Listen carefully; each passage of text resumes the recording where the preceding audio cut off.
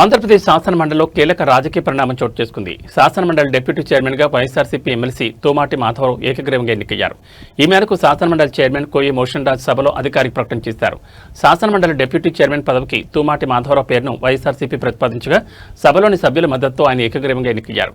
ఎన్నిక ప్రక్రియ ముగిసిన అనంతరం చైర్మన్ కోయి మోషన్ రాజు సభలో ఈ విషయాన్ని అధికారికంగా ప్రకటించడంతో వైఎస్ఆర్సీపీ శ్రేణుల్లో ఉత్సాహం వ్యక్తమైంది. డిప్యూటీ చైర్మన్ గా బాధ్యతలు స్వీకరించిన తోమాటి మాధవరావును వైఎస్ఆర్సీపీ సభ్యులు ఎమ్మెల్సీలు మర్యాదపూర్వకంగా కలిసి అభినందనలు తెలియజేశారు. మండలిలో ప్రజా సమస్యలపై గళం విప్పడానికి, రాజ్యాంగబద్ధమైన బాధ్యతలను సాఫీగా నిర్వహించడానికి ఈ పదవి ఎంతగానో ఉపయోగపడుతుందని పలువురు నాయకులు ఆకాంక్షించారు.